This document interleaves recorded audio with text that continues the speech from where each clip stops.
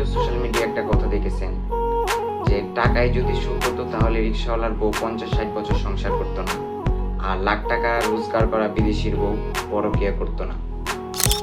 কথাটা শুনতে মজার, কিন্তু এর ভিতর একটি গুরুত্বপূর্ণ প্রশ্ন আছে। টাকা কি সত্যি আমাদের সুখী করে, নাকি টাকা শুধু আমাদের জীবনের কিছু প্রয়োজন পূরণ করে? অবশ্যই টাকা প্রয়োজন।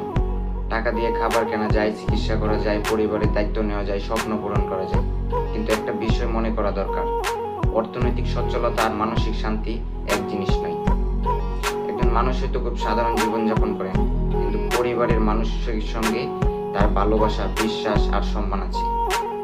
আবার কেউ হয়তো অনেক সম্পদের মালিক, কিন্তু সম্পর্কের মধ্যে নেই শান্তি, নেই বিশ্বাস, নেই মানসিক স্বস্তি। তাই সুখকে শুধু টাকার অঙ্ক দিয়ে বিচার করা যায় না।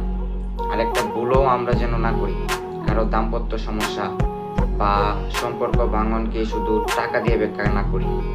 কারণ বিশ্বাসঘাতকতা, পরকীয়া কিংবা সম্পর্ক ভাঙনের পিছিয়ে অনেক কারণ থাকতে পারে। টাকা তার মধ্যে একটি বিষয় হতে পারে, কিন্তু একমাত্র কারণ টাকা নয়। তাই টাকা উপার্জন করুন, নিজেকে প্রতিষ্ঠা করুন, ভালো জীবন করুন। কিন্তু মনে রাখবেন, জীবনের সফলতা শুধু কত টাকা অর্জন করলাম তা নয়, কতটা শান্তি, কতটা ভালোবাসা আর সুন্দর সম্পর্ক নিয়ে বাঁচতে পারলাম সেটাও সফলতার অংশ।